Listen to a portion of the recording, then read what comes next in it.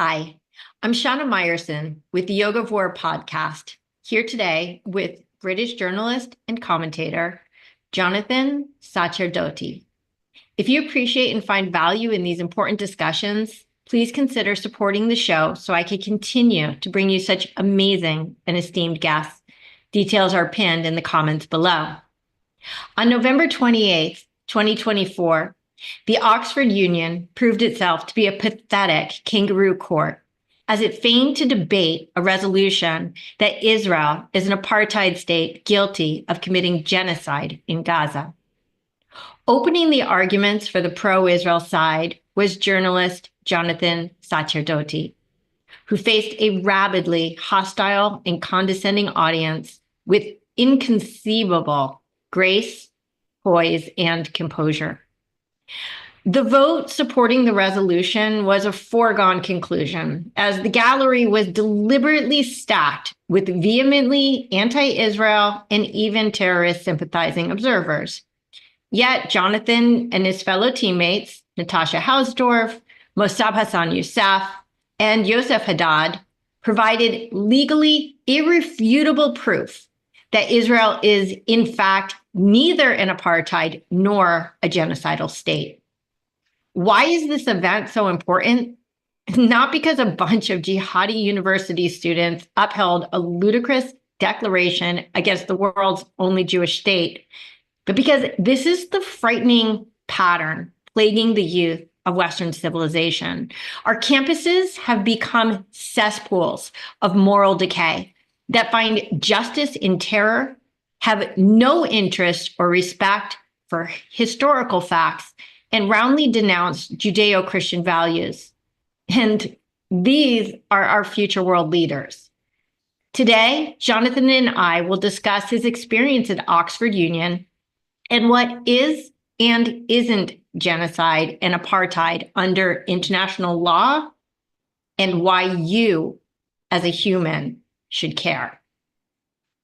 Jonathan Sacerdoti is a journalist and commentator specializing in global affairs, culture, and society, with over 15 years of experience reporting on Israel and the Middle East.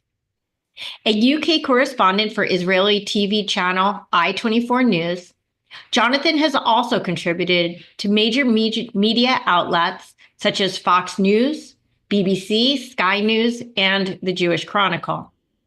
He co-founded a leading UK anti-Semitism charity, served as a Simon Wiesenthal Center UK trustee, and helped to save the Jewish Chronicle from bankruptcy.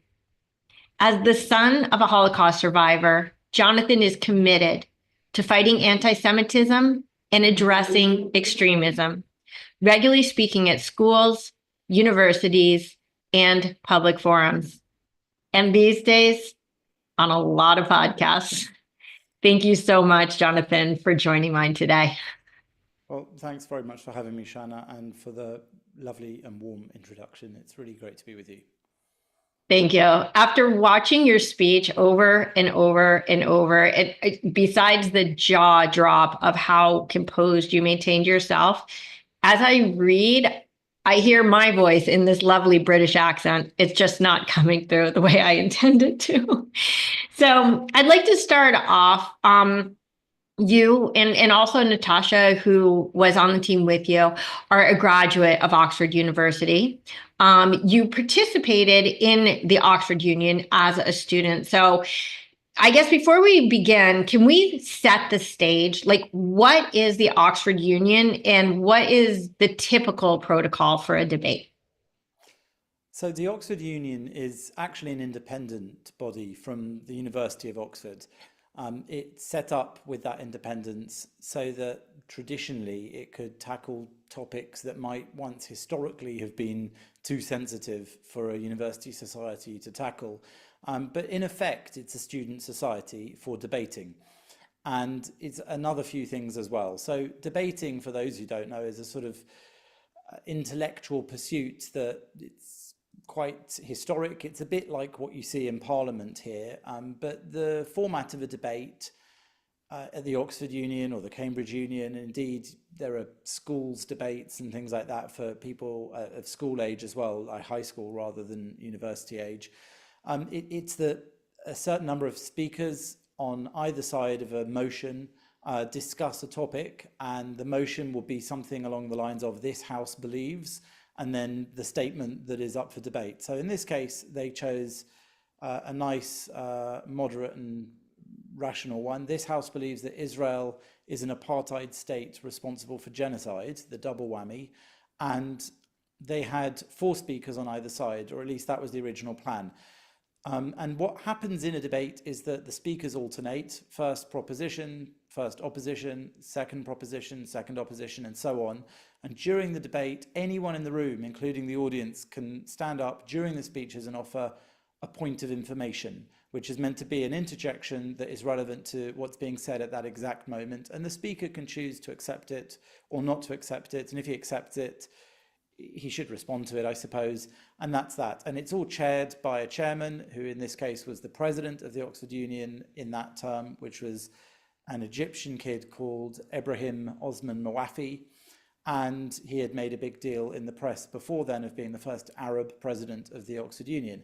So that's the format. It's meant to be quite a civilized and mannered affair. It's meant to be a polite, intellectual way of tackling a topic, however contentious, and both sides are meant to spar with one another rhetorically and logically in order to help the audience make their minds up, and then at the end there's a vote. In the case of the Oxford Union, people leave by one or the other side of a door, one side for yes, one side for no, and they count up the votes at the end, and that is how the House, so to speak, decides what it believes. So that's the format, but that's not quite what happened on that night in the Oxford Union, as maybe you've seen online. It sounds really civilized. And before, yes, I did see everything online, including the unedited versions, thanks to your mom that you recorded that for her, it sounds like. But on the topic of civility, before we go any further, and this is an honest question, your team had 8 bodyguards. Is it at all typical for an Oxford Union debater to have a bodyguard, much less 2 apiece? Yeah, I don't think so. What really happened with this debate was it was very clear from the moment of invitation that it was likely to be contentious, let's say. So I fully expected that we would go there and have to make a strong case and hope that there's a room full of intelligent, open-minded people, which you might hope would be typical of students at one of the best universities in the world.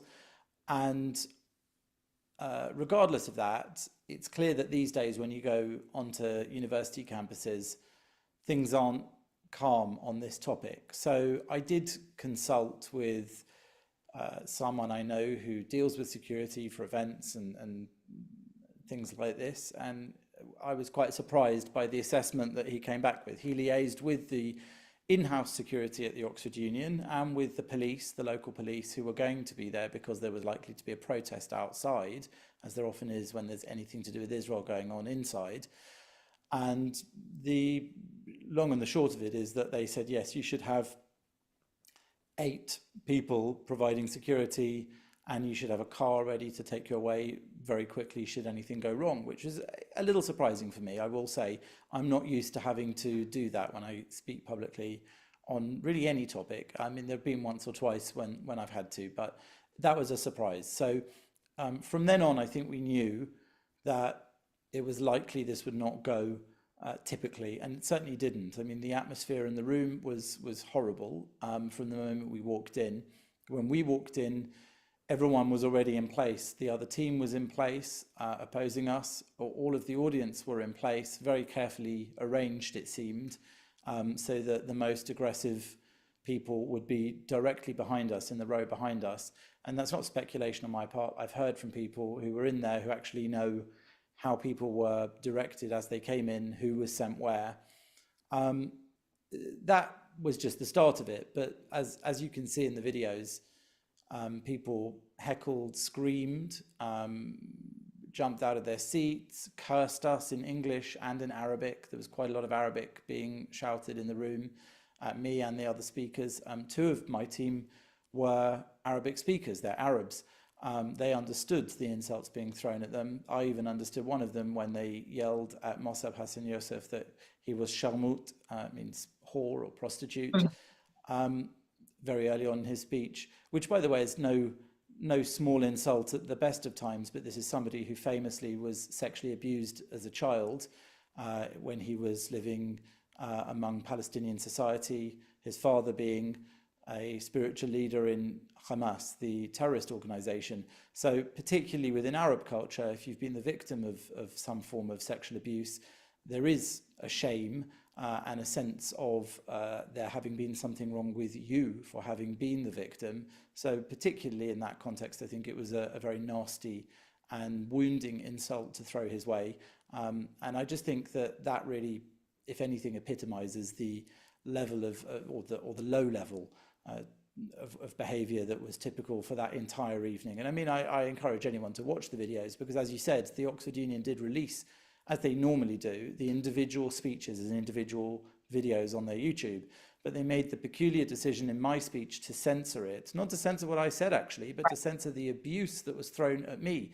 2 solid minutes of abuse were just muted and the camera was locked off to a sort of wide shot, so you couldn't really see what was going on. But as you mentioned, I happened to have recorded it on my iPhone as I spoke so that I could WhatsApp it to my mum, who'd asked to hear what I said in the event. She wasn't able to be there, and thank goodness.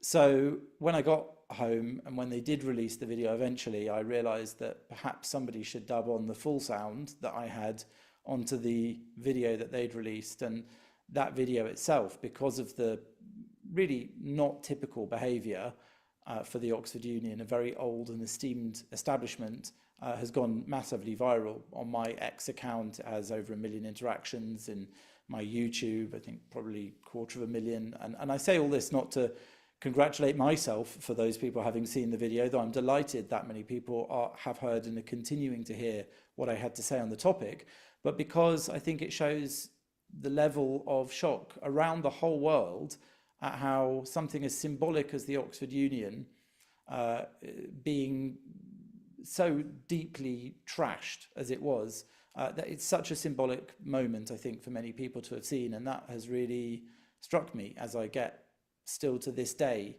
emails and messages from people all around the world telling me how disgusted they were. Yeah, I could tell you that personally. I watched you really with a combination of absolute awe over your dignity and diplomacy. I don't know how you held it together the way that you did. I'm sort of giggling because Mosab versus you, there was a little bit of a different composure element. And you know, I like to say that, I mean, here's the thing. The funny thing about it is they booked the speakers also in quite a calculated way. I think they wanted us to lose before we started. Sure. So they booked on the anti-Israel side, the proposition. They booked 2 Jewish speakers, and I think they thought that was clever. Norman Finkelstein and Miko Peled, both of them quite infamous anti-Israel speakers, but quite an aggressive and I would say not very intellectual or calm way. There are versions of that debate that could have been calm and intellectual, but I think that choice of speaker wasn't. So when we ended up, through a few pullings out and cancellations, suggesting to them that they should invite Yosef Haddad and Mosab Hassan Yousef on our side, and they reluctantly did, we ended up with 2 Arabs on our side, which to some extent disproved the whole apartheid allegation just by their presence. But also, I think it did something interesting, which is, as you say, maybe I had the polite, restrained version, and they got very heated, understandably. As I said, they could understand more of the insults than I could. But also, they brought a bit of Middle East to a debate about the Middle East. So I think that the 2 of them actually spoke absolutely brilliantly on quite different topics, because they have very different backgrounds and expertise. And also their style was more passionate, because I think that quite understandably, they were absolutely incensed about what happened. I agree. And believe me, believe me, I would have been the Mosab in that room. There is no way, literally no way I would have been able to contain myself the way that you did. I'm suddenly curious. I mean, you're saying on one hand that there was no way you could have been prepared for such unbridled hostility, but at the same time, you and Natasha as well. And again, this is no like incrimination of Mosab and of Yousef. I thought they were both phenomenal. But I'm just saying that how just is it because you have so much experience in front of a camera? Like, how did you even maintain your composure? I was seething. Of course, they were behind you, so you couldn't see, like, I mean, you can now, but you couldn't see like the women behind you, who were literally snickering at everything you said, including about your father being a Holocaust survivor. Like that set the stage. It was so distracting, sorry, for me to even have to have them on screen. And it's interesting that you say that they were purposely put there because they were definitely playing the part. Yeah. Well, I think the answer is well, there's a few answers. Well, the first most honest one is I don't really know, but I also I think it's part of my personality and general approach to life that in a crisis I keep quite calm. So it's an interesting and I think quite useful feature that if I'm involved in some kind of disaster or crisis in a personal sense, I'm often able to maintain a level of calm that helps me work out what to do and see things broadly and try to figure out a response. And often you'll find that if that is the case, you get home and maybe when it's all finally over, it suddenly hits you and you're exhausted or distraught or whatever it might be. But in that case, I have to say I went in there as well, not expecting exactly what we got, but I did expect something. And I had gone in there saying to my colleagues who were, on this team with me, I said, if you're worried, if you're nervous, because there were a few nerves I could see among some, I said, don't be. It's children in black tie. And I think that having been a student in Oxford, that was helpful because I think that to somebody that doesn't even come from the UK, never mind from having gone through that university themselves, it can be very intimidating. It looks a bit like Harry Potter, all these ancient buildings and fancy costumes and all of that. In fact, some of the Harry Potter movies were in fact filmed in Oxford colleges. So I think that level of intimidation just wasn't there for me. None of that worried me in the least bit. And I don't say it patronizingly that they're children in suits, but at the end of the day, generally speaking, when I go to make an argument or a discussion or a debate with anybody, I know that they are just like me, another human being there with an opposing view. And it's my job to rationally and calmly discuss it with them. In this case, for the purposes of an audience in the room and a wider audience who will later watch it on video. And I just know that if you have confidence and belief in what you're saying and it's based on truths and facts and you're comfortable in your position, then there's really not much need to start screaming and shouting and swearing and cursing. And in the end, when I was interrupted and stopped from speaking quite so much and abused quite so horribly as I was, that's the message I gave them. I mean, that, I diverted somewhat from what I'd gone there to say at one point, just to say, I've got it. There are people in here who don't agree with us. In fact, it's very clear you don't like us because of our opinions. But the whole purpose of this place and this debate is that we can have a polite conversation and we can try to base things on fact and argument and reason and interact with each other so that the audience there, who maybe know less than the experts who've been invited, can go away better informed, maybe with the same view they had, maybe with an opposite view or something in between. But certainly you don't do that by shrieking and disrupting. That's clearly something that people do to stop there being a reasoned conversation. And I would say that usually when that's your approach, it's because you're afraid that your side is actually not correct or is wrong, or to be as charitable as I can be, that you just allow your emotions to absolutely override your ability to think openly and rationally and to keep your mind focused on intelligent thought. So either way, they were, I think, demonstrating how not to have a reasoned debate. And that's really what I went there for. So that's what I did either way. Sure. And I think that there's a certain fallacy in the assumption that we live in a world that cares about facts. I mean, there's no doubt that what you provided, again, just simply by Yosef and Mosab, like even being there, incontrovertible evidence. I mean, that you can't say that Israel's an apartheid state. And by the way, here's a guy who is a commander in the IDF who happens to be Arab, and the Jews saved his life when he was injured. You just they provided their own proof. I want to, just because I have no idea how Oxford Union works, I do have one more question, and forgive my ignorance on this. So the dual slander of the resolution itself, this House believes Israel is an apartheid state engaged in genocide, reminds me a lot of the South African allegations at the ICJ, because those also, they didn't ask the court to examine whether actual international law abuses were being perpetrated by Israel in Gaza, but instead they just asked the court to rule on their allegations as if they were already a given. Guilty until proven innocent. So is it normal to state a resolution that is so resolute that the House believes this very negative thing, or is it usually something more neutral that lends itself to actual debate? And by the way, it sort of predicates one on the other. It also reminds me of in the US Congress when they're like, okay, we have an Israel bill, but we're going to attach it to something having to do with electrical cars so that you have to, pass both of these motions or neither of the motions. And I know there's a genocide, so therefore it must also be apartheid. So I think that part's interesting, actually, because you're right that even if you did think that Israel is an apartheid state, you might not think it's carrying out a genocide, or if you thought it was carrying out a genocide, you might not think it's an apartheid state. They're not mutually, they could exist in isolation. So I think that there is something to be said about the choice of motion having been both of them.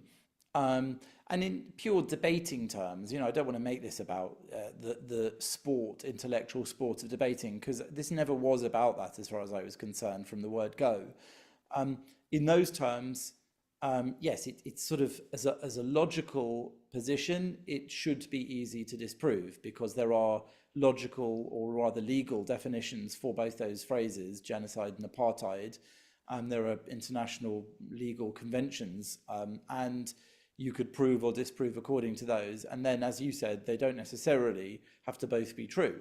But I think that more broadly speaking, what we experienced was the idea that it was a debate about whether Israel is good or bad. And these are the two catchphrases that encapsulate that in modern, especially younger people's language. And I think that that's been a major problem for the state of Israel during this war, but also for long before. There's been something called Israel Apartheid Week that's taken place on some campuses around the world, including here in the UK, for many years.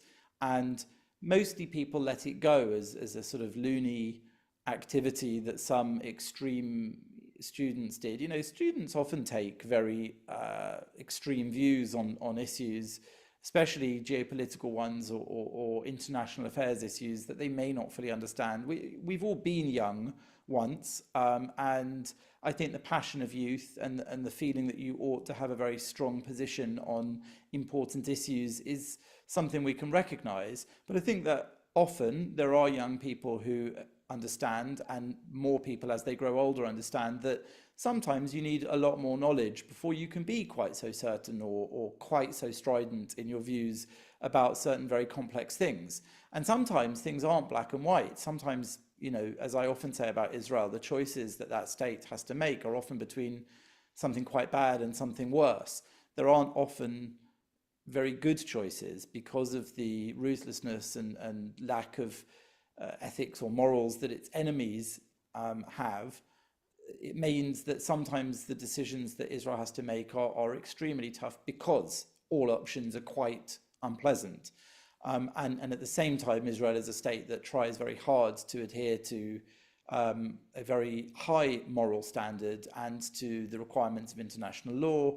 And, you know, that's its aspiration as a state and always has been, that it should be exemplary and compliant, as other states are. Not that it, you know, can be supernaturally good in ways that other states aren't, but that, like America, like the UK, like France, it will make mistakes. But generally speaking, these democratic, westernized states, Israel's somewhat Western, somewhat Middle Eastern, try to be ethical and principled and to adhere with international law. So I think that the motion and the mood and generally the whole setup was one that was more about emotions and feelings than it was about facts and figures or logic and argument. And I think that that's fundamentally one of the things that people really saw very clearly that night, and in the videos of that night since, that there is a massive shift in how young people, even at our elite universities, think.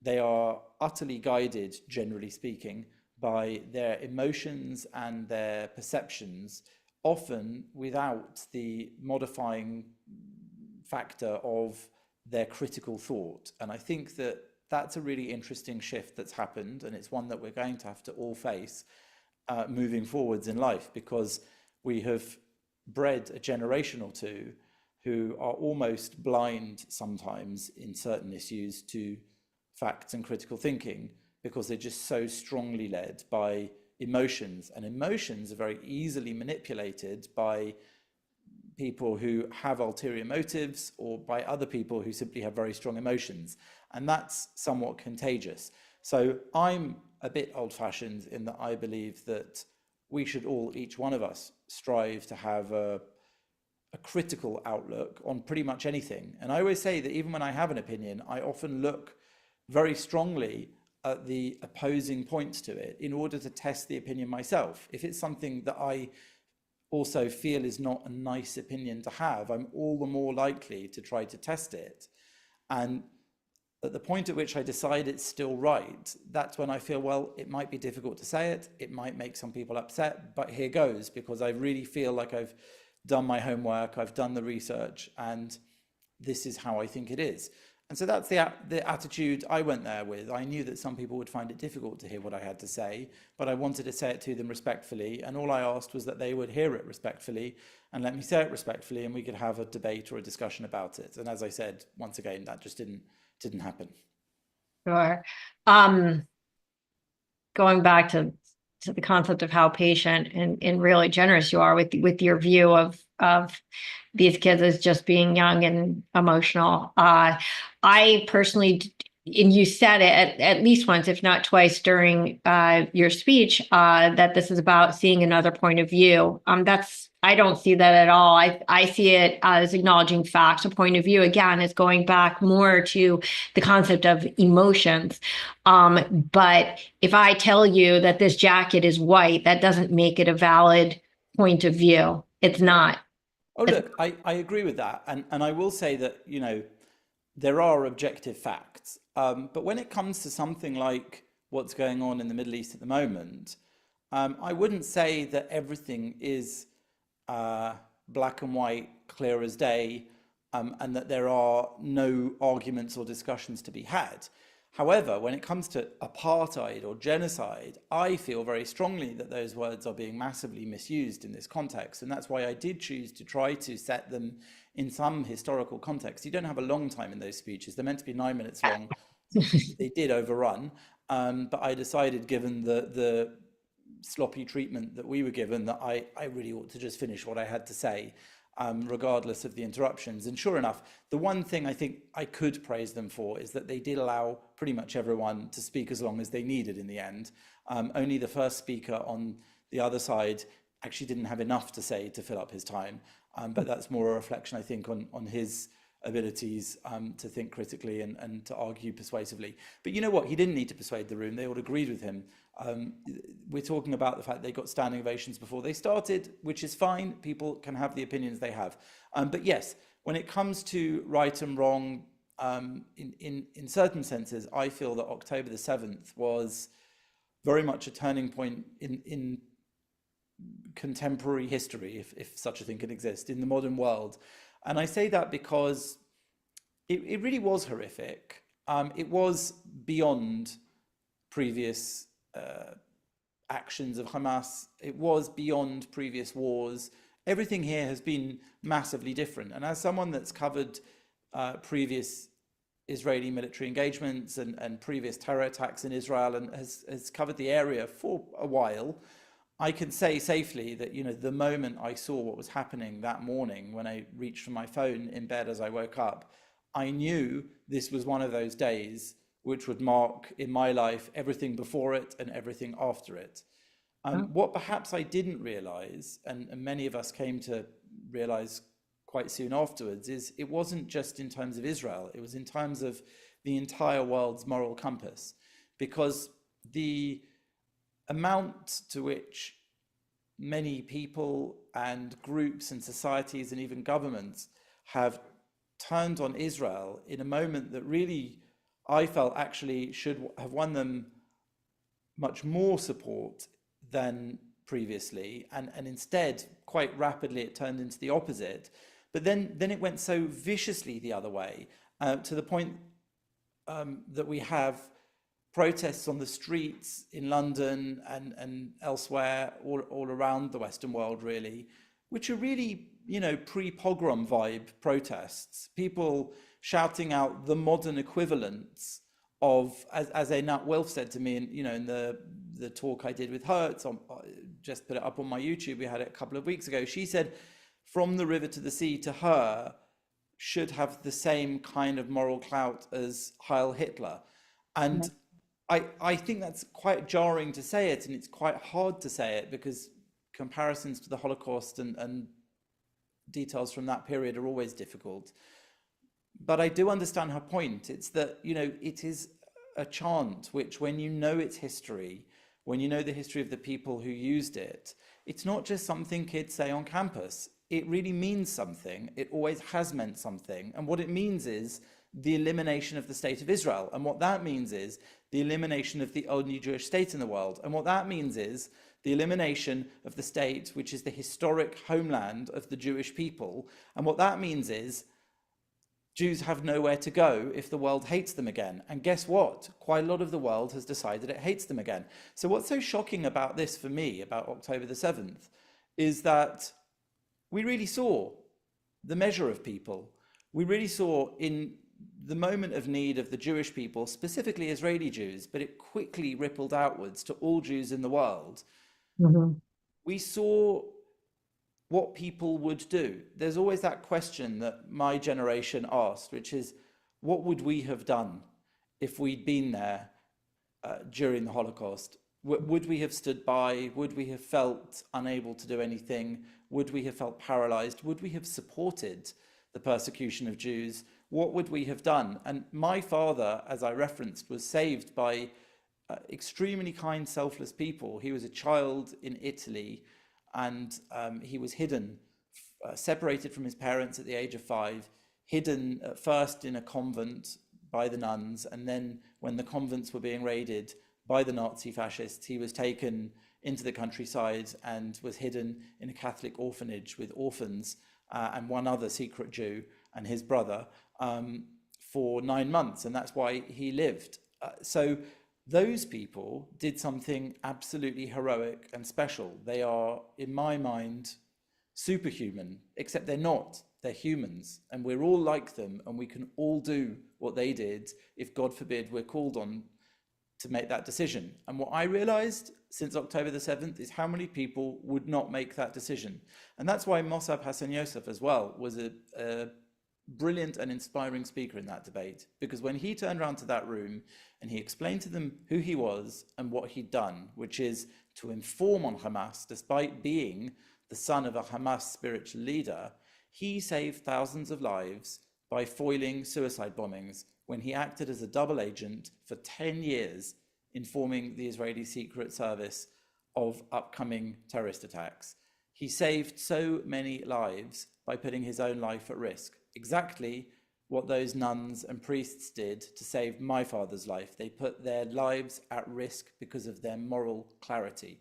And I have seen that people who want to camp in quadrangles at elite universities don't even have a millionth of the courage that Mosab had and that my father's saviors had, and they're not even being called on to do anything. All they're being called on is not to chant genocidal, pro-Hamas, pro-terrorist statements in our streets. They're not even being asked to risk their lives or to save anybody else's life. They're just being asked not to support the terrorists that burst over a border, raped, kidnapped, murdered, burnt alive, burnt dead, families, children in front of their parents, parents in front of their children. That's all. It's not a big ask. And I think so many of us understood since October the 7th that many people fell short. And just let me say quickly, many people didn't.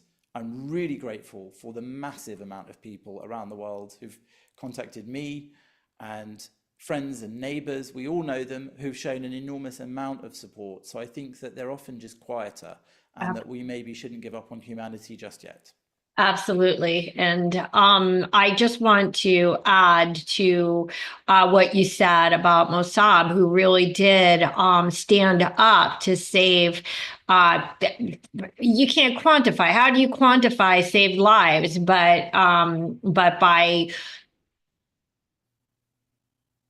acting as a double agent. I hate the word double agent because it's so negative, but what he did was just so No, it's not, and I said double agent, but I must take it back. Actually, you're right, because yeah. I did a long interview with Mosab the next day, which you can see on my YouTube, and he talks very cogently about what he did actually, and he wasn't a double agent. In fact, his loyalty wasn't particularly to Israel or to Hamas or to Palestinians. His loyalty was to his ethics and his morality and to saving human life, and he's always been clear about that in almost everything I've seen him interviewed in his book. He's always made it clear that his overriding motivation was to save life, and that his overriding principle was to work for the children of Gaza, the children of Israel, i.e. the future. So on that basis, he wasn't a double agent at all, and he wasn't a traitor, as people have called him abusively. He was actually somebody who stood very, very firmly as an individual human being of great moral value. And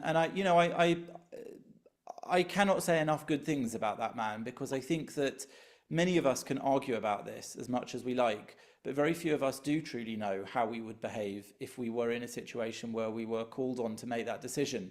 He knows, because he did it, and he did it for 10 years, and he's carried on doing it now in the media since October the 7th, when he could have gone away quietly and lived the rest of his life out of the public view. He chose on October the 7th or 8th to put himself right back in a different firing line. And I really think that these sorts of people are who all of us should model ourselves on, whatever side of a debate we're on, because they are people who have moral clarity in a time when that is something which is increasingly rare. Absolutely. And then he took it one step further. We know how he stood up when he had the opportunity to save lives. But when he asked the gallery specifically, if you guys knew that October 7th was about to be unleashed, would you have said anything? I don't want to, I'll let you finish what happened, but I think that for me, what's so remarkable is to have this anti-Semitism unleashed from 10/7 would be the equivalent of having anti-Americanism in the shadow of 9/11.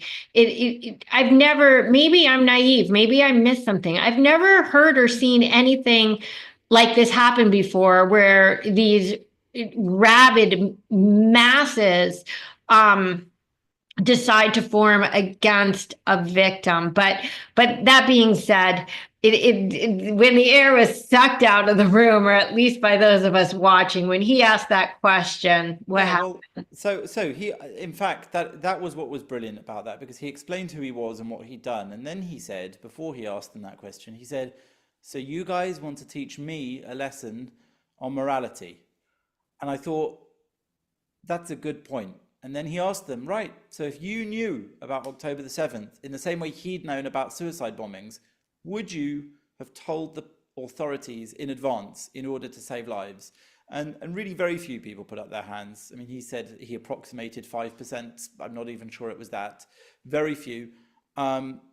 We knew we were going to lose the vote at the end of that evening when they walked through the two doors, agreeing or disagreeing with the motion. But that's why I think it was very clever that he asked for that show of hands. I think that he really revealed the truth there. He highlighted what was wrong. It was the elephant in the room, which is that this isn't even about Jews. That's the point. And it's not even about Israel. So you're right that there's been a wave of anti-Semitism, but I'm trying to get across to people that this isn't about Jews only. The point is that what's been lost is any kind of moral clarity or identity among many people in the West, particularly in a younger generation. And I must say again, it's not everyone. There are some people of extraordinary moral worth, and I meet lots of them because we kind of tend to find them gravitating around this topic because they are absolutely shocked about the other side. And what they are showing us is that so many people, in not putting up their hand there, it doesn't matter if it was Jews, it doesn't matter if it was Arabs, it doesn't matter if it was children or if it was old people, it doesn't matter. If you wouldn't inform the authorities in any imaginary country, never mind specific one, about an impending massacre, about rapes, about torture, about kidnapping, if you knew about it and you wouldn't do something to stop it, there's something deeply wrong with you. Whatever you think about Jews in Israel, that's exactly the point. So I think that he really hit the nail on the head with that question. And I think he really drew focus to what this debate should really have been about. And I'll add one other thing that I wanted to say earlier, if I may, which is this allegation of apartheid is particularly aggressive and nasty, but also quite stupid. Because if we are going to pick apart this conflict and look at it in its true terms, there is a side which is genocidal and pursues apartheid, and it's not Israel or the Jews. It is the Palestinian cause.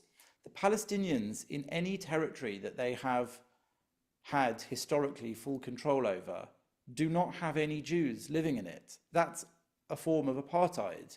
Whereas Israel has a sort of 20% or so minority of Arabs living in Israeli society with full rights. And so it's clear that one side of this does have a commitment to apartheid.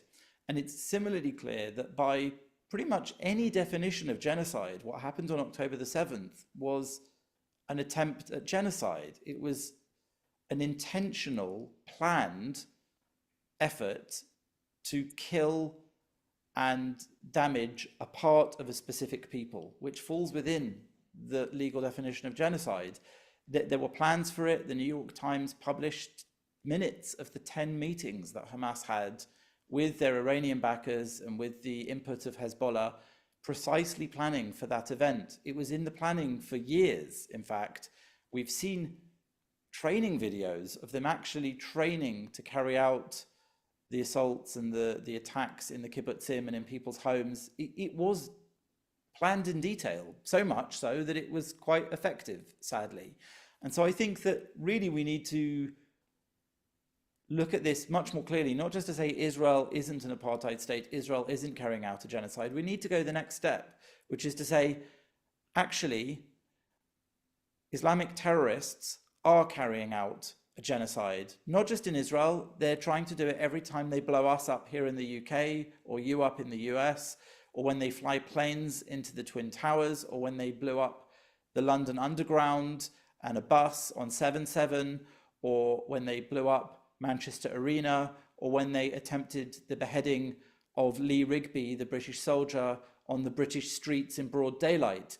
And you know how I know that's what they were doing? And they were doing it in the name of their religion? Because every time they told us, Lee Rigby's killers told us that's why they were doing it.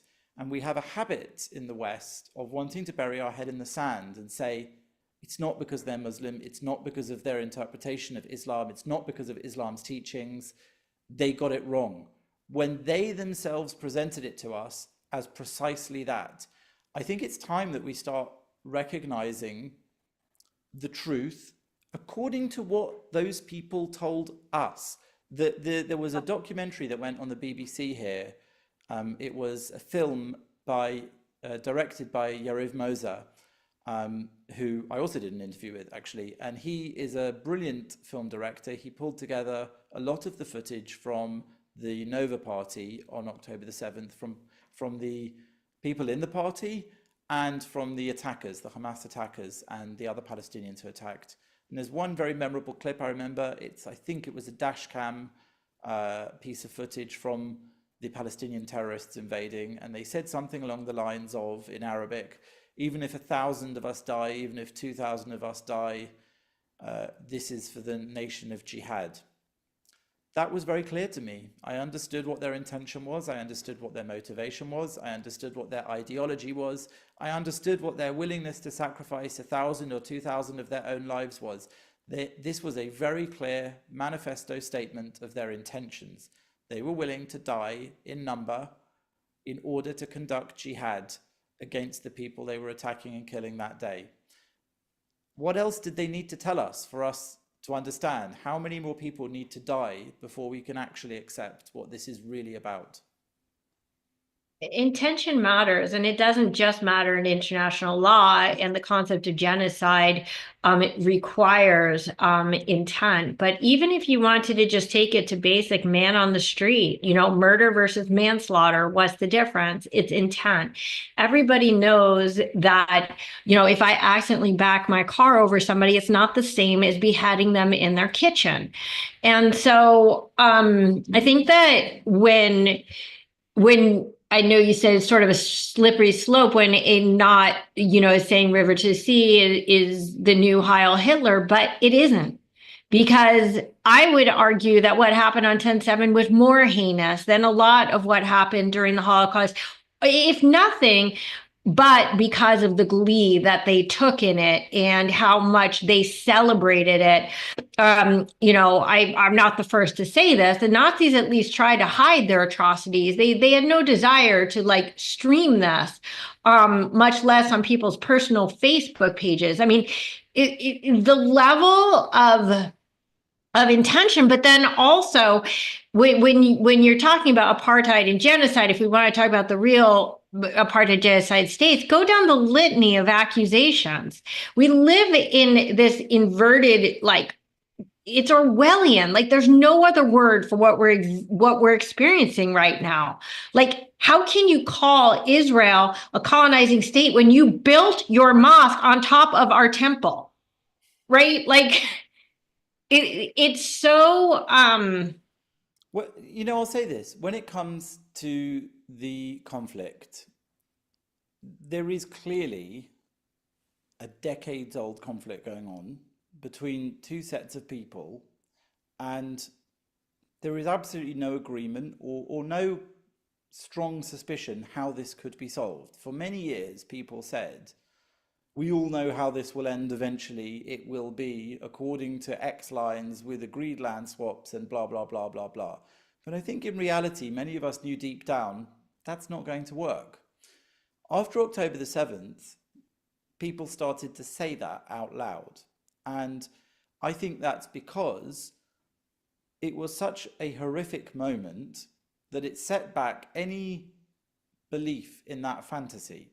And I do call it a fantasy because I think what has always been clear, but it's becoming ever clearer to more and more people, is that the mainstream Palestinian identity or Palestinian political intention has never really been to have a Palestinian state living in peace alongside a Jewish Israeli state or a majority Jewish Israeli state. Never. Because every time that has been offered, it has been rejected on any terms. And the stated aims of even the so-called moderate side of the Palestinian cause has always been that they would have two states, but that the infinitely expanding number of Palestinian refugees, according to the definition of the UN, which has a unique definition of refugee status just for Palestinians, it's inheritable forever, so that number of refugees grows, those people should be allowed a right of return to the Jewish state. So the concept has always been create two states, Israel and a Palestinian state, and allow an infinite number of Palestinians to return to the Jewish state. You don't need to be a statistician to understand that what that results in is two Palestinian states. That's not a resolution to the conflict that anyone, let alone Jews or Israelis, could possibly countenance.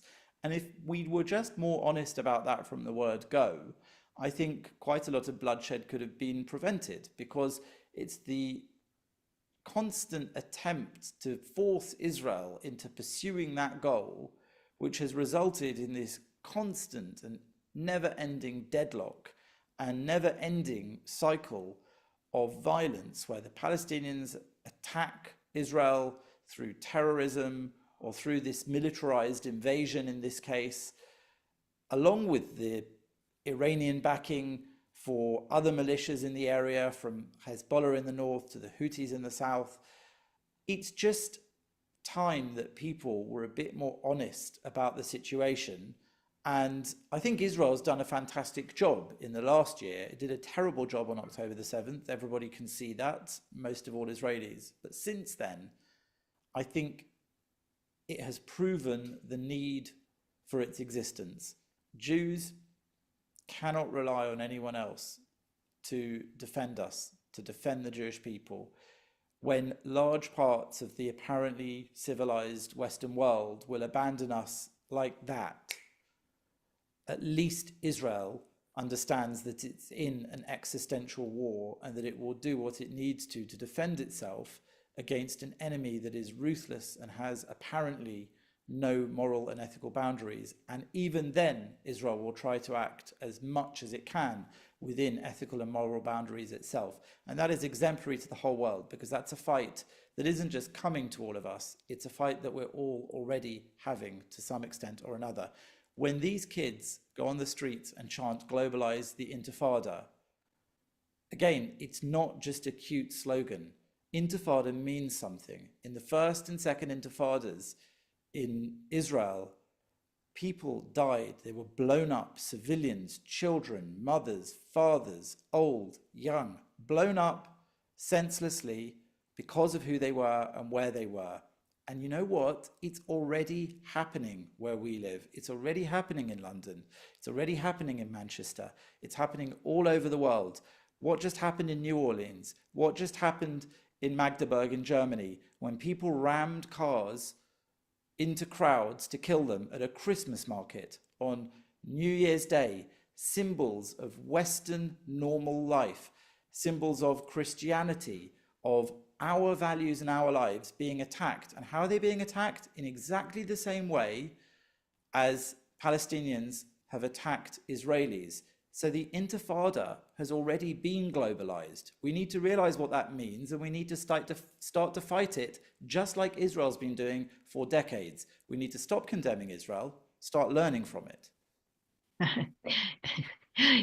When I speak to people like you, it soothes my nerves, as if this kind of rationality were just like, okay, and now people are gonna start treating the Jewish state like every other state. I wish it were that simple. I mean, even the fact that the resolution took really apartheid and genocide, like probably the most, like the two most heinous things, because like, you know, whatever, white colonialism, blah, blah, blah, are sort of abstract. We're like, oh, but everyone gets apartheid, everyone gets genocide. So let's slap these things on the Jewish state. And so I think that on our side, there's a lot of great theory on rationality, but I think the problem is that we have a world that has been consumed by the irrational hate that quite honestly cycles from generation to generation. I mean, so we skip one generation and then comes the next one. I wish I could spend my whole life like listening to you or listening to Sam Harris or, you know, listening to these rational actors. But I think it's, problem. I'm flattered that you would include me in such company, but let me say, I think that it shouldn't be revolutionary or controversial to say these things because they are basically quite common sense if you're just Sure. willing to open your mind to the ugliness of the truth. And sometimes I say that many people prefer to believe a beautiful lie than to believe an ugly truth. In this case, the beautiful lie is that these people don't mean what they said when they did these beastly things to us. And the beautiful lie is there is a way to make peace with something which has a genocidal intent towards you. But of course, we know that the ugly truth is that's not right. You can't negotiate over how many Jews should be killed because that's unthinkable. You can't decide that we can compromise on those things. So if it were truly a conflict about land, there have been numerous attempts to compromise on land. Indeed, Israel has sacrificed large parts of what it once controlled in order to make peace successfully, for example, in the case of Egypt. So I think that it's very clear that there are some areas where you can't negotiate and compromise because they are existential. So when the thing you need to negotiate with wants you dead, you can't be a little bit dead. I think we're seeing that in a much more concrete way with the hostage negotiations. They have taken civilians and soldiers hostage. They've kept them in unthinkable conditions. Many of them are now dead. They include among them 2 babies, an 85-year-old man, people with all manner of health needs and disorders. We've seen from many of them not even a sign of life once. They've been tortured. They've almost certainly been raped or sexually abused. We've heard that testimony from some who were returned or rescued or swapped for terrorists from prisons in Israel. That's a humanitarian issue. That's not about Israel or Palestinians. That's not about Jews or Muslims or Arabs. It's plain and simple. Those people need to be given back immediately. Why are the negotiations going nowhere? Even Antony Blinken now in his last interview on his way out has said, actually, whenever there was perceived to be public space between the US position and Israel, it emboldened Hamas to back off from making a deal. He has now said that every time the deal didn't happen when it looked like it might, it was because of Hamas. Well, this isn't news to anyone that was following this properly. This isn't news to anyone that understood that Hamas and the Palestinians were not negotiating from a position of good faith at all, ever. They were never negotiating to try to release those hostages, because if they had any intention to release them, you know what? They could just do it. They're the ones who took them. They're the ones who kept them. They're the ones who are killing them and raping them. They could just as easily give them back. They don't want to. Why would you give back something you deliberately took? Why would you give those people back? They have no humanitarian concern towards their own people. They don't care about the suffering of Palestinians. Why should we believe they care about the suffering of the Israelis they took hostage? These are the sorts of things that just need to be said out loud. And so what I say is, I hope more and more people can say them. And if any one of us saying them makes people feel, wow, that's common sense, or that's a breath of fresh air, great. Because all I ask is that everyone should start to say these things. Everyone should speak it out loud. We need to normalize these common sense, rational positions. And we need to stop allowing anyone to tell us that we're extreme for thinking them. Because if I thought I was extreme or wrong, I would not think this. I would challenge it and test it and reform what I think because it feels or seems or is wrong. I don't think that's the case. Right. I do want to say again, like for all the time and energy that the world spends trying to accuse Israel of quote unquote war crimes. I mean, there's one, each one of those hostages represents a whole litany of war crimes. War, on the other hand, is not a war crime. And so again, like this inversion. But so I just want to move on from this debate and go into sort of a broader context. It's been an hour. Thank you for being so generous with your time. It's really impossible at this point to like even count anymore how many fronts Israel is fighting this war on. Like first it was one, Gaza. right? Then 7. We've got Gaza, Lebanon, Syria, Iran, Iraq, Yemen, West Bank. Then 8, we add in the media. 9, when you add it in lawfare. Then we have politics, diplomacy, higher ed, lower ed. Like where does this end? I want to just sort of explore 7 different fronts and ask your evaluation of each. I know this is a lot. There are implications. You can make this as short as you want to. And ultimately, how much of a role each one plays in the outcome of this war against not just the Jewish state, and as you're saying, not just against Jews, but really just against Western values, common humanity. So I do want to start with education and academia. Of course, both faculty and students at universities across the globe are poisoning their campuses, but we can't ignore the downstream curricula of high schools, elementary schools, and even kindergartens and preschools that are also indoctrinating kids from a very early age about concepts of white guilt and the oppressed oppressor ideology. We all know that Israel and the Jews are framed as the ultimate offenders.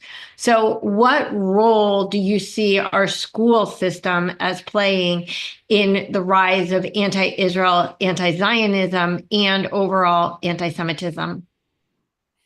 I think the issue of education is a really important one, but not just for Israel and not just for how Israel comes out of this. I actually think it's far more fundamental than that, because Israel is just one example of how the rot has set in academia. And I mean to say that, of course, there's plenty of room for diversity of opinion and debate and thought within academic and educational settings. In fact, that seems to be the place where those sorts of things maybe belong.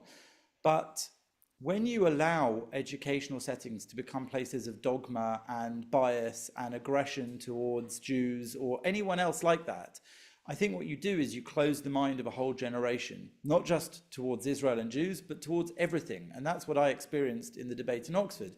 These were people predominantly in that room, and I don't know if they're typical of Oxford students. It was 300 or 400 people handpicked to give us a hard time that night. So maybe Oxford is not entirely like that. I hope so. But there is definitely, or appears to be, a tendency towards that style of thinking.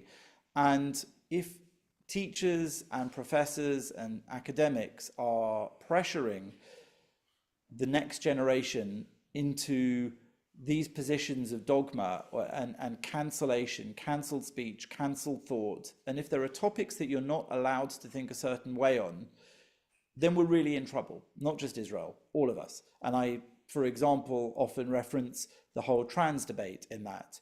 It is one of these things that cannot be the subject of a rational and calm discussion.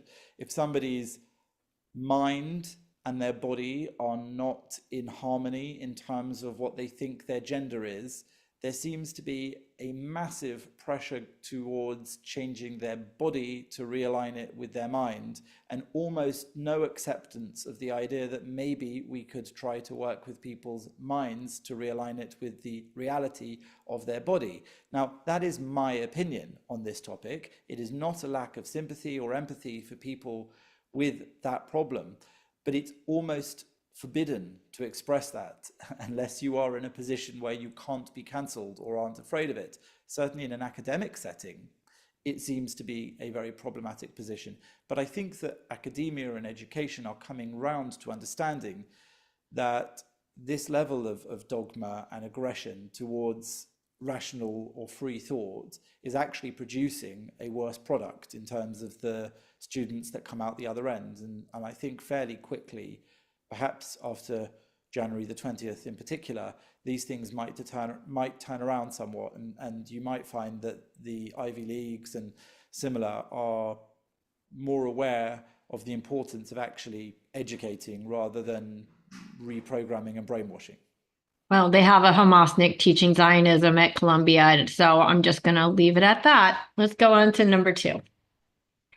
So pretty much at the confluence, right, of academia and social media comes this very conversation is due to the Oxford Union debate and its propagation all over social media that I reached out to you to see if you'd be a guest on my show. Social media is just so far reaching. It can catapult any idea around the globe many times over in a matter of seconds. Add in the influencer multiplier, and not just ideas, but dangerous lies and propaganda spread like wildfire and are nearly impossible to retract.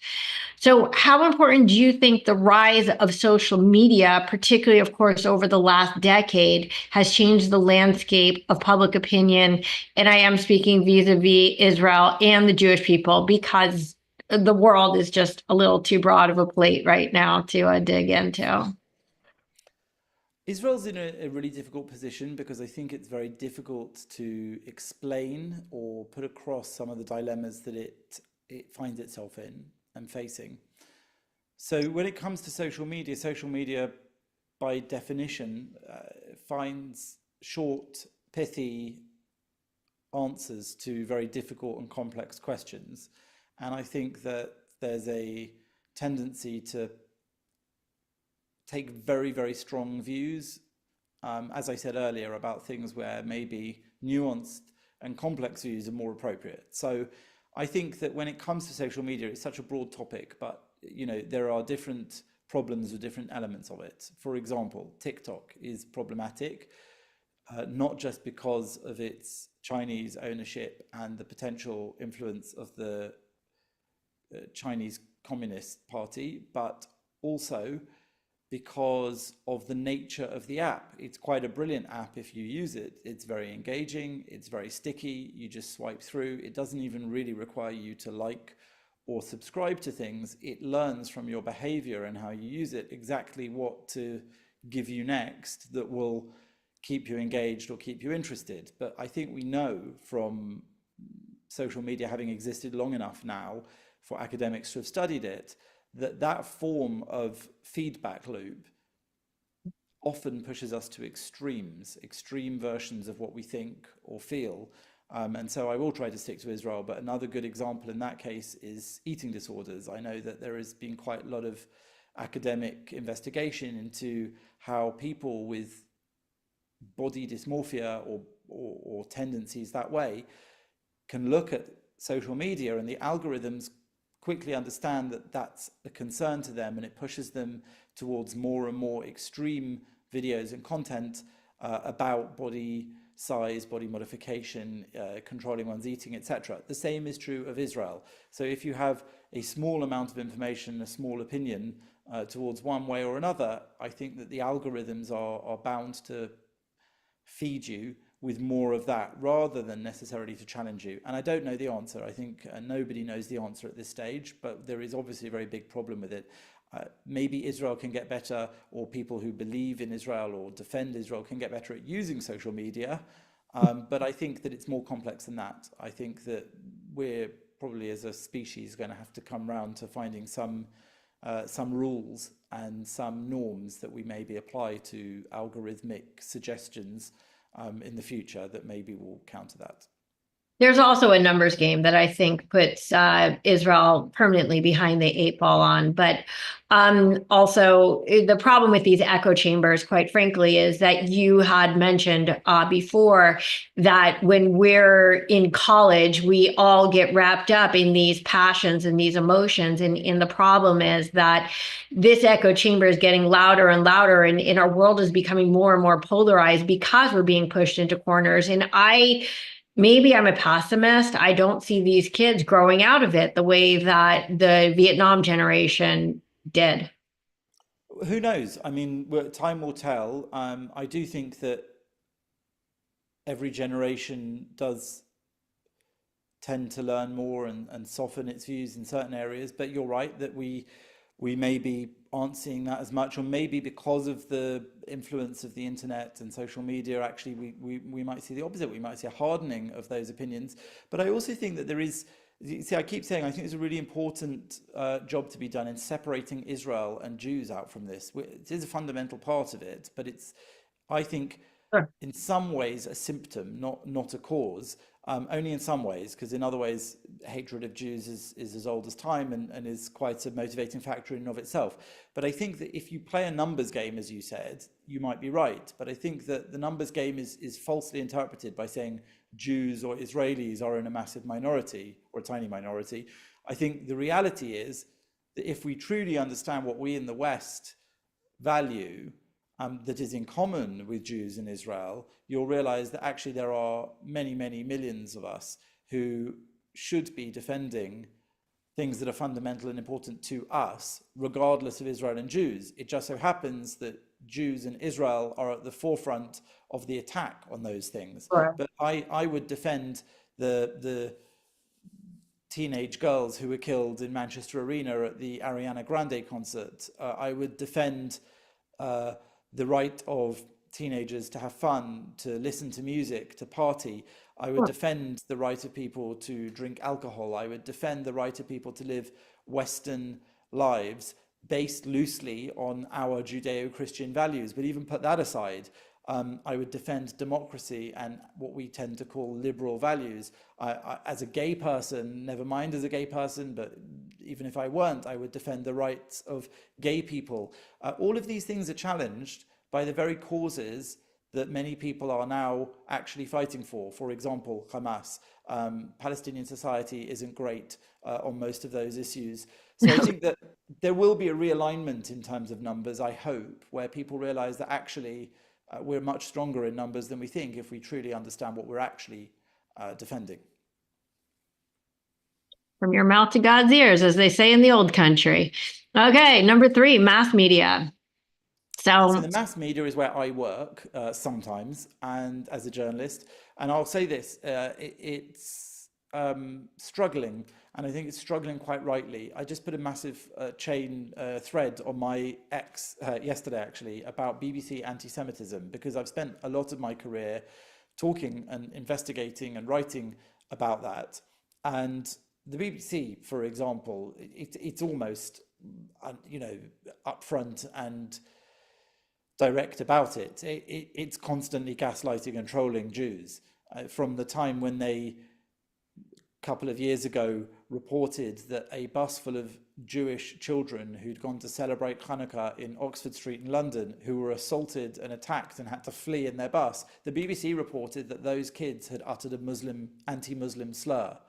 And the Jewish community undertook very expensive forensic audio analysis of this ropey bit of video that the BBC claimed had Jewish children, Lubavitch Chabad Jewish children, saying dirty Muslims. And in fact, what they were saying in Hebrew was, it's an emergency, bring help. So the fact that that sort of thing, they eventually apologized. They were found by Ofcom, the regulator here, to have done pretty poorly in that. But to have dragged that reluctant apology out of them, that's just one example. I gave a whole load in that thread. It shows that there is a massive problem in the legacy media. But thanks, I think, to things like YouTube, to podcasts, to, dare I say it, Elon Musk, bringing back freedom of speech and removing a lot of the censorship and manipulation that had found its way even into new media like Twitter.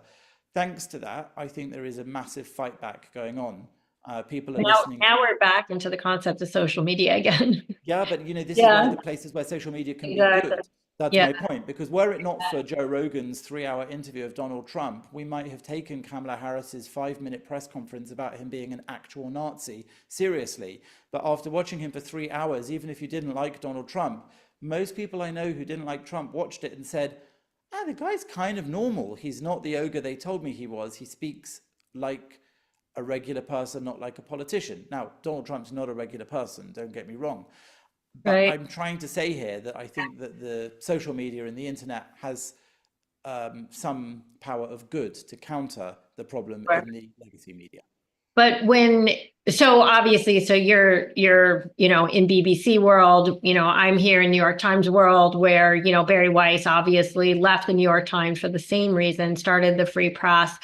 And so it's been in NPR, CNN, go down the list. There's definitely an anti-Israel agenda because of this whole like weird David and Goliath paradigm, and the news wants to sell news. I don't know if it's deliberate that they understand like with the broad repercussions it has for the world Jewish community when they spend so much time and effort undermining Israel, and then they'll do some article about anti-Semitism. And it's like, do you understand? Like, you're the one who poisoned the well. I like to give credit where it's due. These are smart people. They're my contemporaries and your contemporaries. I know people who work in these places, or I know of people who are at university with me or whatever. They're smart enough. They can see this if they want to. Either they are willfully blind or they are deliberately doing this, in my opinion. There is a certain amount of groupthink that goes into reinforcing prejudices, but it doesn't take much to understand in numerous examples just how wrong they were. I mean, another BBC example, it's Middle East editor Jeremy Bowen, a veteran presenter on the BBC with a long-standing animosity towards Israel, reported early on in this war that Israel had flattened a hospital in Gaza. The hospital wasn't flattened by anyone, and what happened was a Palestinian Islamic Jihad rocket hit the car park, the parking lot. Now, no hospital was flattened, so just on pure journalistic basis, this is a very big failing in reporting. But when he was finally challenged on it, he said, I don't regret anything about my reporting. I got that wrong. I don't feel so bad about that. Now, I mean, that's quite shameless in my opinion. If you literally said a hospital had been flattened and it hadn't, regardless of the rest of the story, you ought to be a little bit embarrassed about the way that you reported that, because you effectively assumed or made up something that didn't happen.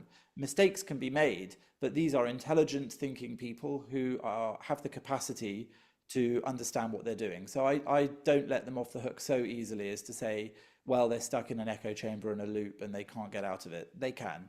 Many people have. Sure. Immediate retractions have never been effective. It's like when you're a lawyer, you know that you say something that's going to be struck from the record, but somebody also can't unhear it. So lawyers will purposely like throw in information knowing it's going to be struck from the record, but there's no way that the jury is going to pretend that they did not hear that, even if they don't bring it up in deliberations. It's been implanted. Okay, number 4. So let's get into the UN. There's no doubt that the UN and all the international bodies and NGOs, I'm going to clump these together, present yet another layer of complexity in the anti-Israel landscape. Because of their perceived credibility, people are reluctant to say out loud that there's an overt anti-Semitic agenda at play. I'm not. And there's nothing far-fetched or unreasonable about stating the obvious about a horrible phenomenon that has occurred repeatedly throughout history. I mean, year after year, we have more UN Security Council resolutions against Israel, not just the only Jewish state, but also a democratic state, than against all other nations combined. And the ridiculous rulings of the ICC, the ICJ, to which Israel isn't even a party, drive the nail into the coffin of their legitimacy. As Ireland and South Africa are scrambling to redefine genocide so as to apply it to what's happening in Gaza, not to mention the pseudo-human rights organizations like Amnesty International and Human Rights Watch, such nice names. These bodies are executing Olympic caliber mental gymnastics to incriminate Israel whenever and wherever they can. Do you see any way at all for Israel to get a fair shake in the diplomatic arena? I mean, I echo a lot of what you just said, so I'll save the time and not repeat it. And I don't know. Things can change. Trump, in his first term, defunded UNRWA, the UN body that's specifically dedicated towards looking after Palestinian refugees and the whole Palestinian side of things, not because he's a nasty man who doesn't like Palestinians, but actually we've since seen during this war in particular, what many people knew already, but it's become very mainstream information. UNRWA is part of the problem, not part of the solution.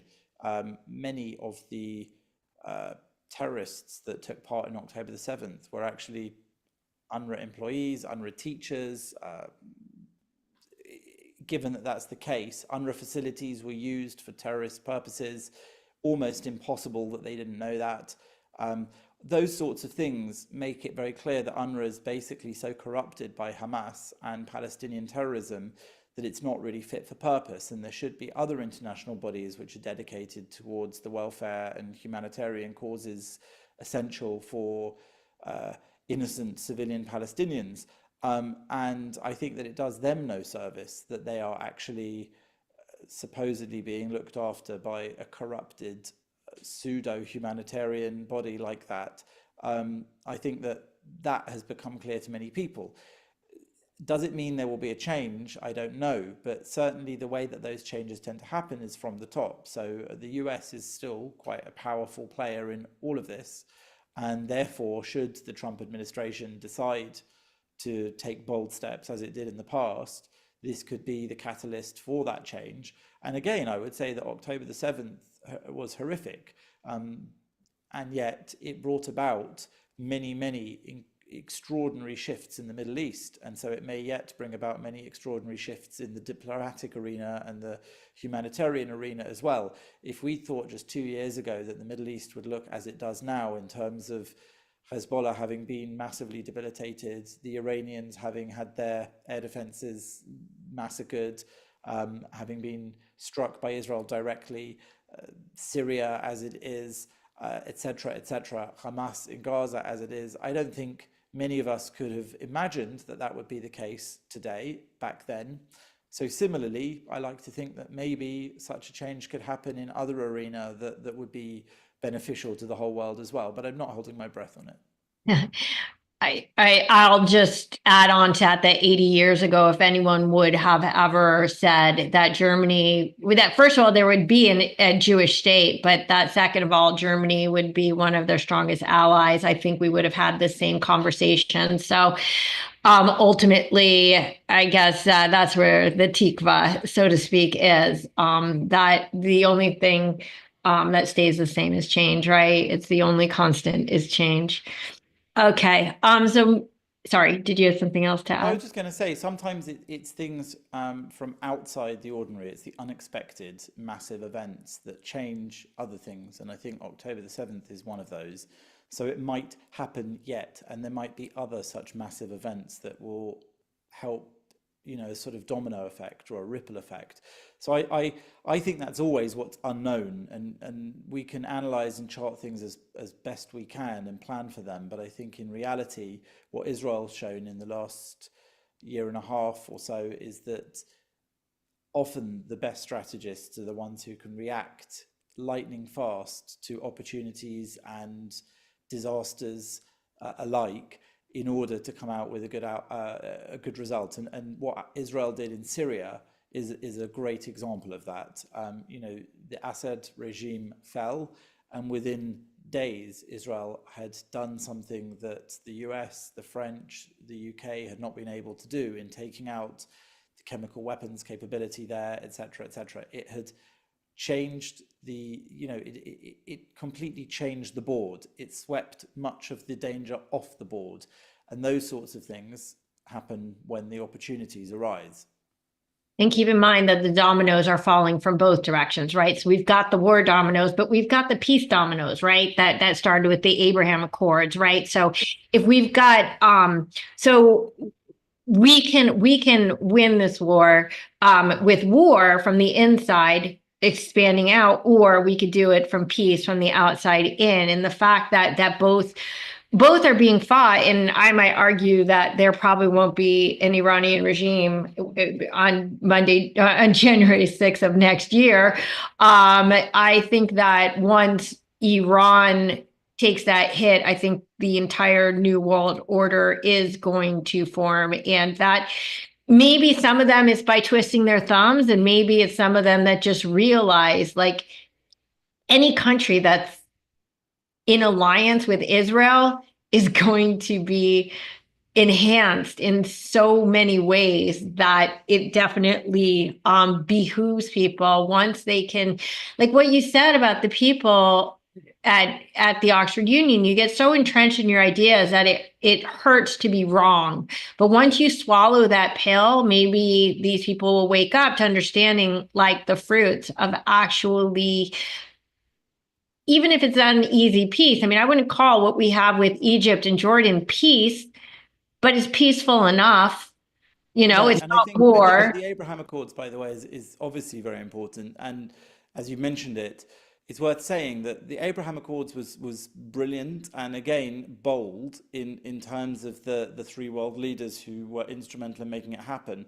And I would say that that was all great, and it was a good roadmap for the future, which is one of the reasons that Hamas decided to do what it did on October the 7th, was that the Palestinian cause was being fast left behind, in their opinion, and possibly in reality, because other much more important Arab populations, Arab states, were realizing exactly what you just said, that a Middle East with a healthy, thriving Jewish state and normalized relations with that state was going to be beneficial to everyone, not detrimental. I think that the Abraham Accords, sadly, always were going to need to be tested. And boy, have they been tested, because I think there was the expectation or hope on the part of the Palestinians that October the 7th would undo or reverse or stop the future of the Abraham Accords. And I'm not convinced that's happened at all. I think once Trump is back in, especially after the war that Israel has fought, there is every possibility and opportunity that that will continue to be the path that the Middle East takes into the future. And I think that is, in a way, again, it's hard to say that anything good came out of this war, because war is never good, and what triggered it certainly was not good, and what has happened to many people during it is not good. Yet the strengthening of those alliances with those countries, or at least the withstanding of that pressure, Sure. is very, very important. So I think if we do see Saudi Arabia, for example, entering into that circle of peace, as they called it, and it does seem a much warmer peace in many ways than the Egyptian or Jordanian peace with Israel. So it is definitely an interesting model, and I think it's one that will continue to be pursued. Yeah.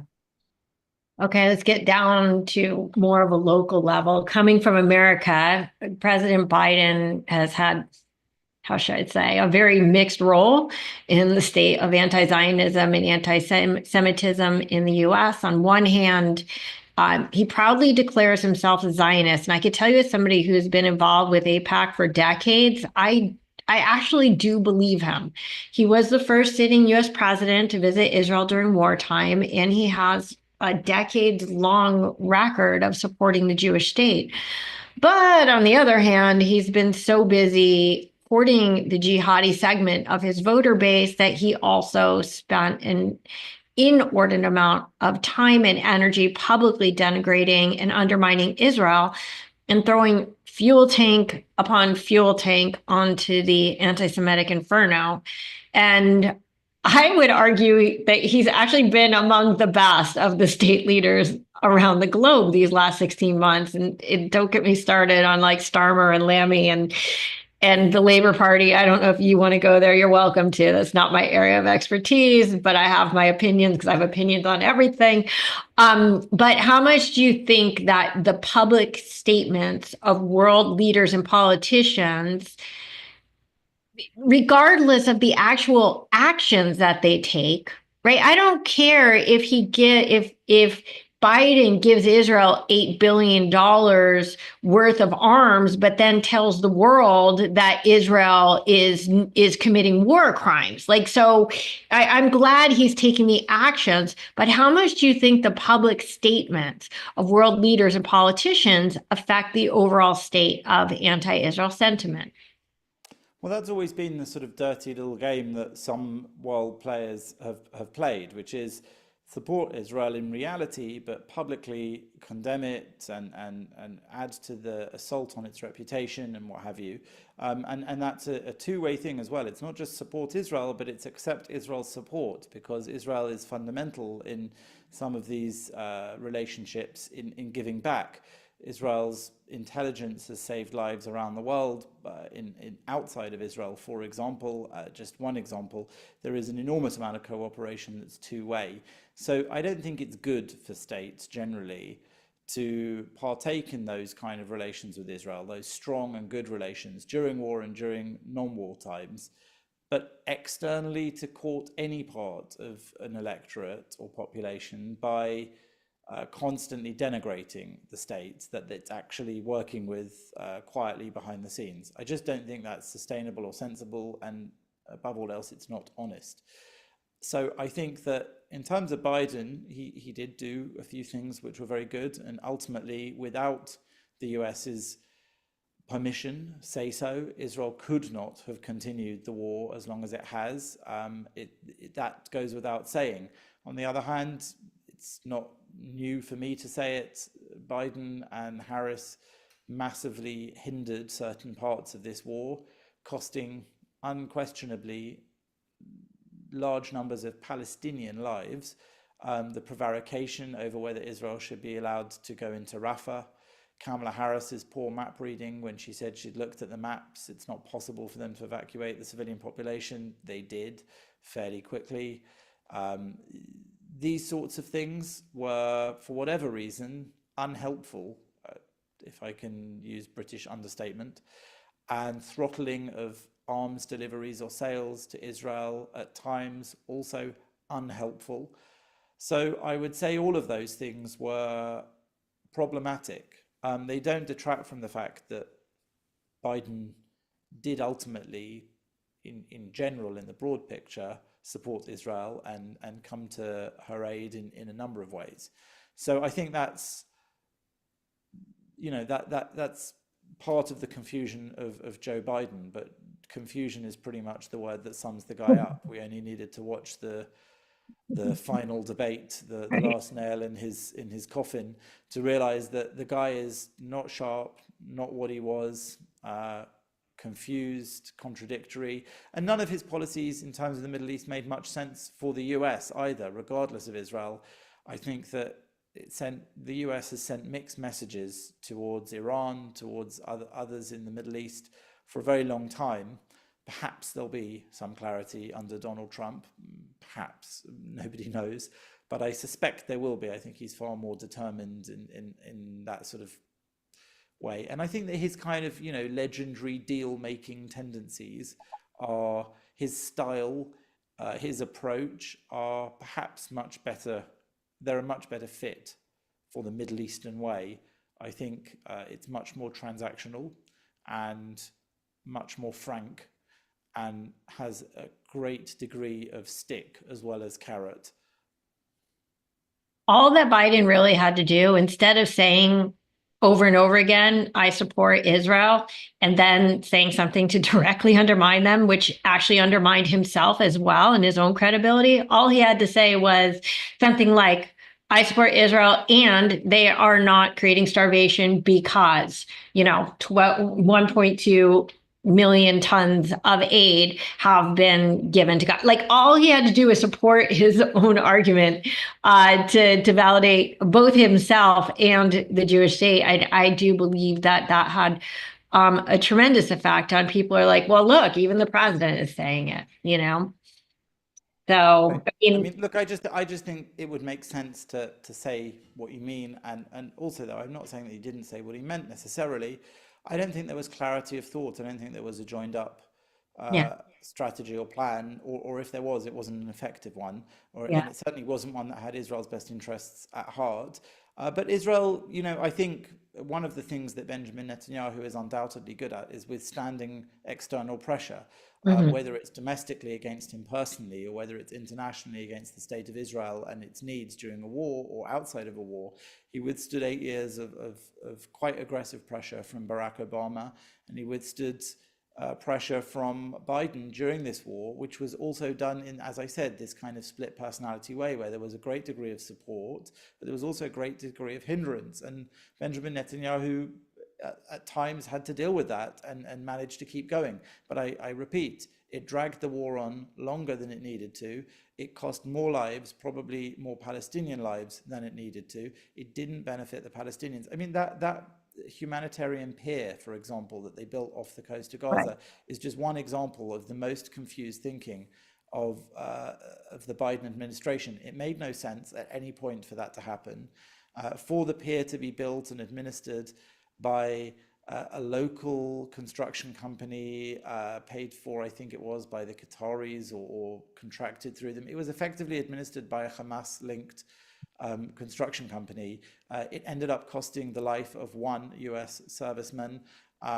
These sorts of things are just bizarre when you just think back to it. It didn't seem like a good idea at the time. So rather than this sort of performative, theatrical humanitarian aid effort, they could have acknowledged that the shortcomings in humanitarian aid getting towards Palestinians was not a result of Israel not opening enough crossings or there not being enough plane drops, but actually as being a result of the fact that once inside the Gaza Strip, Hamas were stopping the aid from getting to the Palestinian people. And if they were allowing it to, they were selling it to them to continue to finance their war effort. It's pretty simple. I don't know why they couldn't just say that. Perhaps, again, it's back to that beautiful lie versus an ugly truth. That's right. Okay. So the sixth element.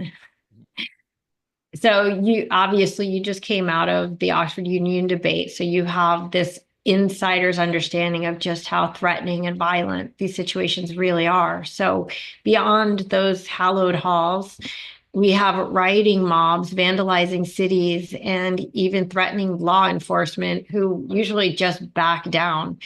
Terrorist sympathizers are disrupting societies across the globe. And of course, they're the Tentifada college encampments.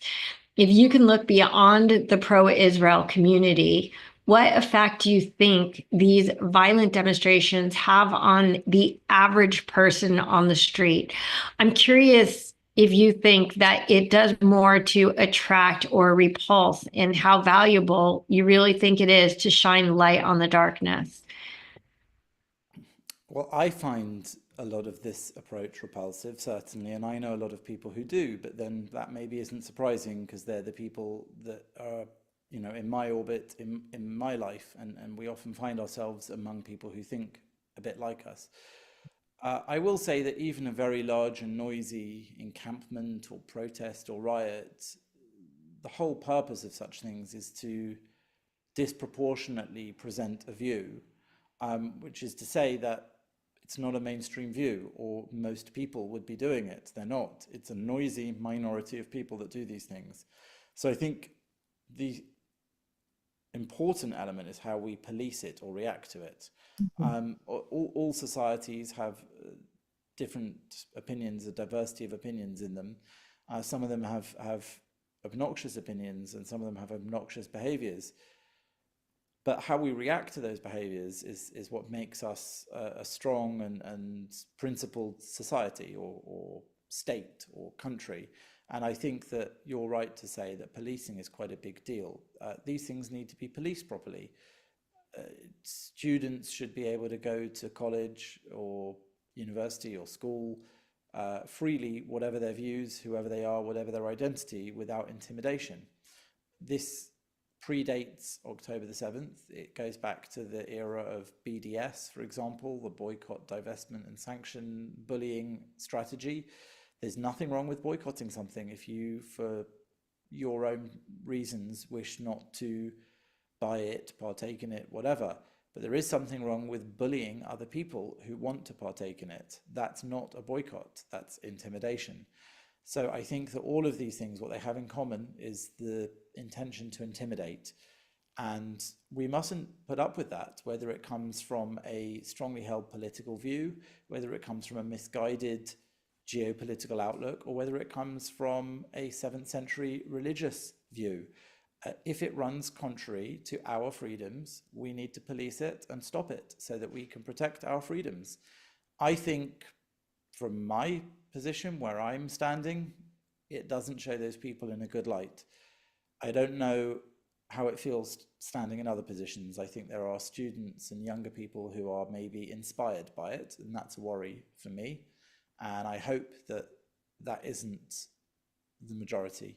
And I hope that, again, with bolder, stronger leadership in certain parts of the world, maybe now in Canada, who knows, we might see these things being properly policed. Here in the UK, you touched on it. I think we've gone the other way briefly.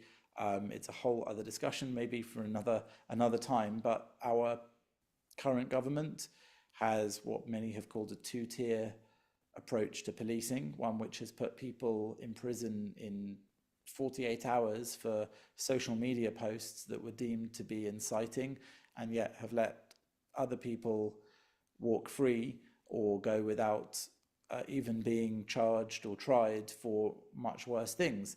So I don't think it's going to happen all at once, but I do hope that the world is waking up to the realities of this, and that the policing of this kind of intimidation and bullying will get better rather than worse, and that will mean that we can enjoy our freedoms again. If that doesn't happen, the results are not going to be good. I think that the issue is that they're so loud that even if people disagree with the rioting, all they hear is these arguments, over and over again, what ANOC calls a placard strategy. And so, like them or hate them, I think a lot of people are like, yeah, but they have a point, because it's even if it's not the dominant something sticks. feeling, it's a dominant discourse. Something can stick. And Yeah. I think that's why we do have a duty to counter it. But on the other hand, I think there is also a sort of market force element of it. If you have campuses which allow this to happen and which make life hostile and the environment hostile for Jews, for example, but not just Jews, just sensible people who don't want to be caught up in all that, they're quickly going to stop going to those colleges. They're not, especially in the States, they're not cheap places to be. If you make your college unwelcoming and hostile towards Jews, you will soon find they maybe go somewhere else. And that will be horrible for Jews, but I think ultimately it will be more horrible for the universities and campuses that take that choice. I think that as grown-ups, we all are saying the same thing. And I could tell you, in reality, ultimately, every kid wants to go to the best school they can. And the kids that I know who applied, I have three nephews that applied to college last year. And I know tons of people whose kids go this year. So both of them relevant to what is going on campuses.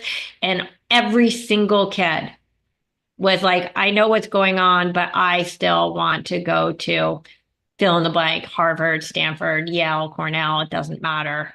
So I think that we talk about this a lot in theory, and it's not even nice. I mean, we can't call a Jude and Fry, campus situation nice. If all the Jews are at yeshiva and everybody else is somewhere else, that it's not really the solution either. Yeah, but there will be a tipping point, I think. Eventually there will be. I just don't see how it's not sustainable. If the requirement for being somewhere is that you're basically subjugated, silenced, bullied, effectively given dhimmi status, then yes, there will be some people. And a Harvard or Oxford diploma.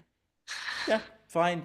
Look, I went to Oxford, not because of anti-Semitism. I did not enjoy my time at Oxford. As I love telling people, but I stayed there because it's a nice badge of honor and it's a great degree to have at the end of it.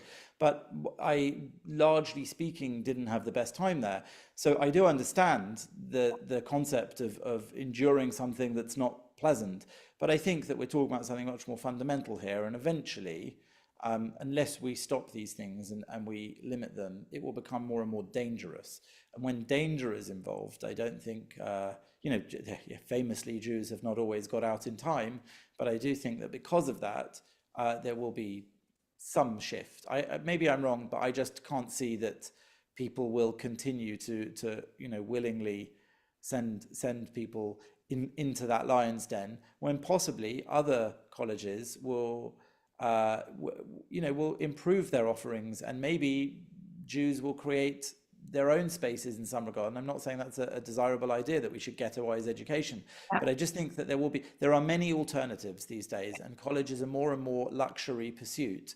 So I think that given that it is an expensive and luxury pursuit, even here in the UK, not quite the same as there, I do think people will eventually vote with their feet somewhat. And I mean, down on a much more fundamental level, the more hostile and unpleasant a place gets to live for Jews, the fewer Jews are going to want to live in that place. And that's a disaster. France is fast moving that way, that, that it's horrible to watch, but people have been killed for being Jewish in France for, well over a decade now. There's nothing new about it. And we saw what happened in Amsterdam recently. These things, they're not invisible, and the first people who see them are Jews. Sure. It's been my prediction for the last year that within 5 years, Yeshiva University will be a top 10 school in America, because I think there's going to be, to an extent, a brain drain of both students and faculty. It's already a great school, and you're unlikely to witness any anti-Semitism there. The problem here is that first tier, second tier, third tier, even the community colleges, are having the same anti-Semitic issues. So I'm not even sure where the refuge is. So it's like, okay, well, if I could either go to, Santa Monica Community College and be bullied by the SJP there, or I could go to Harvard and be bullied by SJP there, I guess I'll take Harvard. Yeah, maybe in that situation I can understand the choice, but you'll be better informed than me on US colleges. But who knows? We will see. We'll have to watch and see. Yeah. So you talked. It's funny. I've never heard anybody use the word noisy minority. I love that, because my last element I want to talk about is the silent majority. I don't know if you even said that deliberately or not, but I think you might have just coined a phrase. So poll after poll in America shows about like 80% or even higher, honestly, support for Israel in the general populace. And that includes the 18 to 29-year-olds who, for reasons we've already discussed, are basically a lost cause at the moment. Assuming these statistics are true, does a silent majority even matter as long as they stay so very, very very silent? I love this idea of a silent majority, and lots of us talk about it without really knowing if it exists. That's the problem with silent things, is you can't quite tell if they're there sometimes. So I know a lot of people who tell me they quietly agree with me on issues, and not just Israel, but they're scared to say so. Mm-hmm. And I think that fear lies at the bottom of this, as it does with so many things in modern life and modern thinking. So my hope is that we can make it less scary to express those views of this so-called silent majority, because I think they're silent for a reason. So for my part, I see it as a duty to speak clearly and calmly about these topics and issues, so that people can see there are conversations going on which are rational and calm and fair, which they might be able to identify with or learn from or even agree with. And I think there are people doing that more and more. And I think that, again, these things feed on each other, and they feed on a more intangible, nebulous kind of mood. So those things, that mood can be set by our leaders from the top down. So it could be that a change in leadership in the US will make a less, for want of a better word, woke outlook more acceptable to express out loud. It may be that it comes from the bottom up, and that movements like all the supporters of the very controversial figure Tommy Robinson in the UK empower people to feel that they can express views which once, not that long ago, were quite normal and uncontroversial, but now seem radical and extreme. So I think that it's hard to know which direction that mood will change from, but these things have a habit of working in a cycle. And so I believe that each one of us can do our best to think about these things calmly and think about ways that we can persuade those around us or just discuss them with those around us. And that's the way that the silent majority becomes a little bit less silent. And I do like to talk of a noisy minority. It is a phrase that I use often because I think that that is really what instills the fear into people, whether it's the Free Palestine Brigade or the BLM protesters or any kind of social terrorist, as I like to call them. If your method of trying to convince other people is one of violence or intimidation or bullying, it shows a weakness in your argument, in my opinion. And I think that it is understandable when people are afraid of that sort of behavior. It's true also in the eco movement that if you have a strong and valid argument, it must not rely on you deliberately inconveniencing and punishing people who disagree with you. You need to persuade them. That's what makes us human, is our ability to discuss and think these things. However, it is scary when people bully you, from the smallest example to, of say social ostracization or cancellation, to the biggest example, killing you because you hold the wrong view, as has been the case in lots of ex-Muslims or anti-Muslim campaigners who have had their lives ended or been seriously injured or damaged. I'm thinking of people, of course, like Salman Rushdie or Theo van Gogh, or people like Ayaan Hirsi Ali, who have to have security all through their lives. Those are scary. Both ends of that spectrum are scary. And yet the way that we will stop making it scary is by being a little bit braver, each one of us, and speaking out and learning that there are more of us around, gathering ourselves together, realizing that what we want to defend is worth defending. And that's how I think we'll make the silent, let's not call them a majority because we really don't know, the silent blob, making them less silent. Let's get the silent blob. I like that much better. Okay. So here's the hard question. I know I threw you so many softballs today. So given these 7 forces, education, social media, mass media, international bodies, world leaders, useful idiots, and the silent blob, can you put them 1 to 7? Who do you think has the most and least influence in this conversation specifically about anti-Israel and or anti-Semitic sentiment?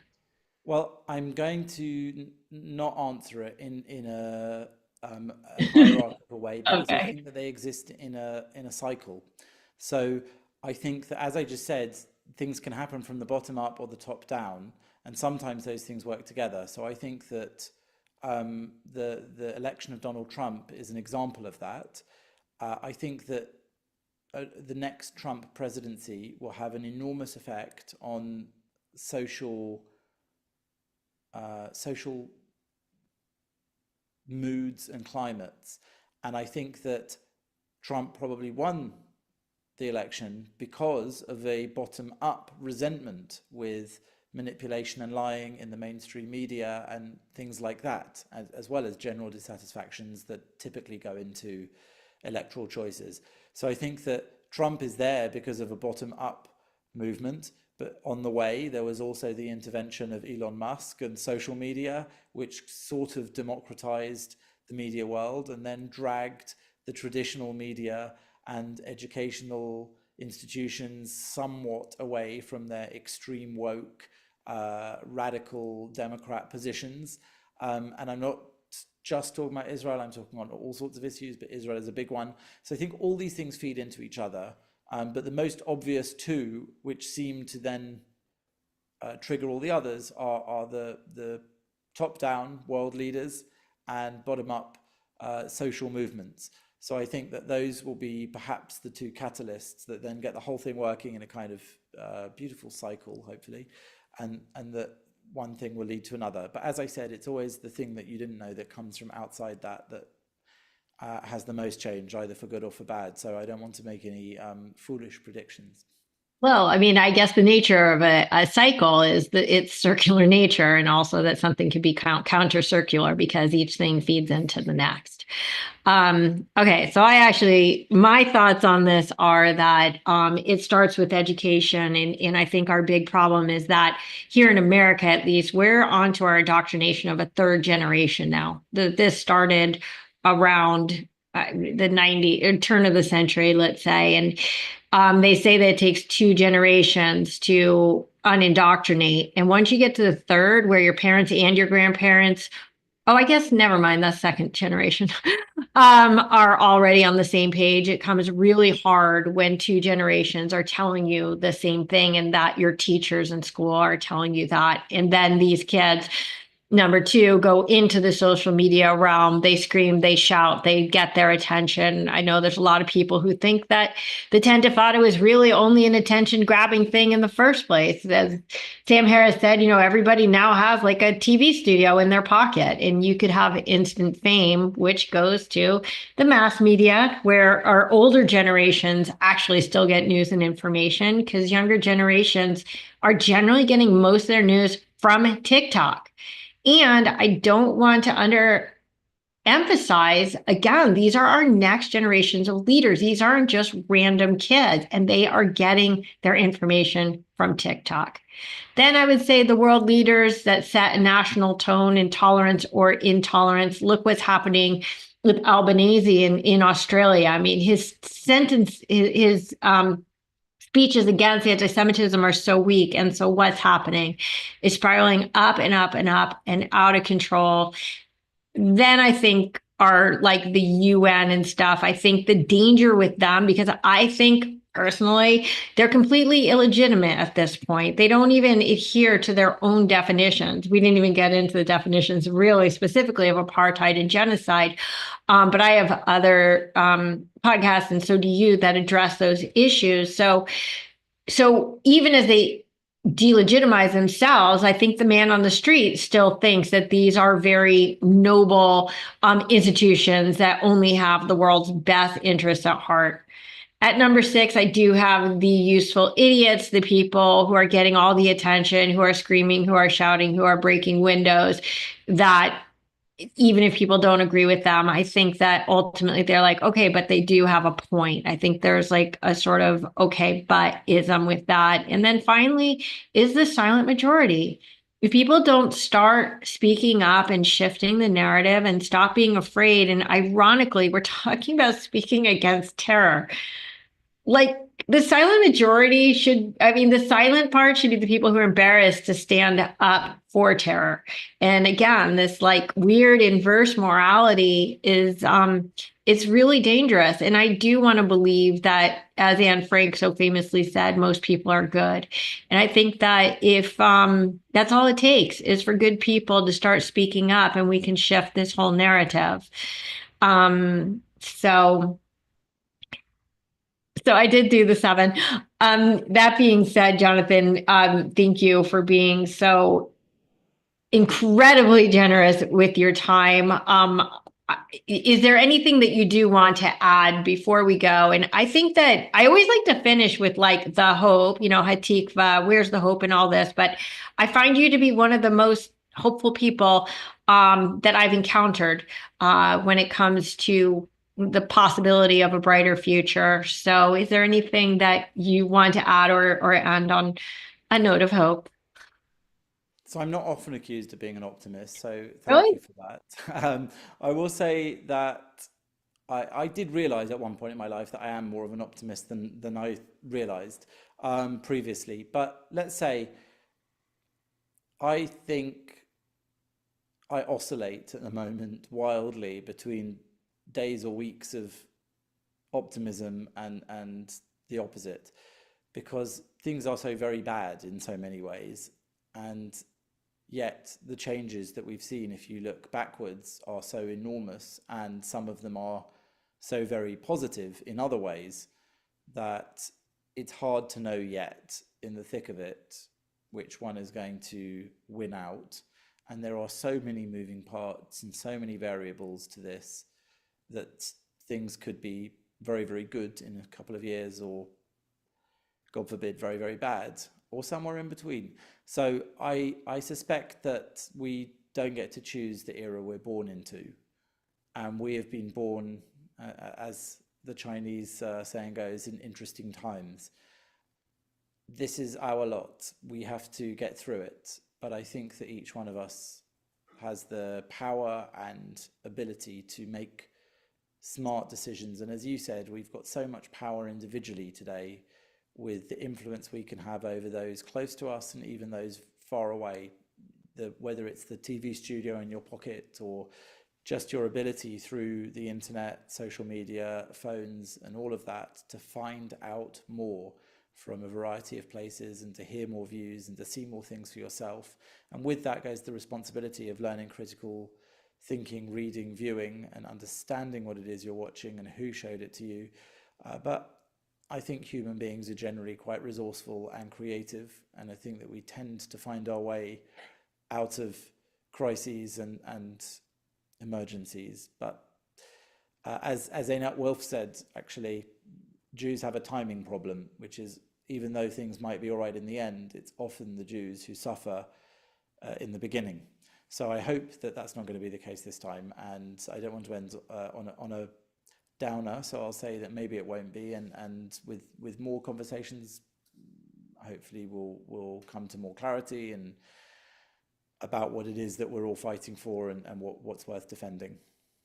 Well, thank you so much. Not just for being here, but for really speaking on behalf of the entire Jewish people with such moral clarity, that you are just a very, very important voice in a moment in time. So Well, thank you. I'm just pleased I didn't have to do any yoga because I was worried about that. Oh, well, now is the part where we do the yoga. So downward dog time, right? yeah, well, that's coming next. Thank you so much. Great. Thank you.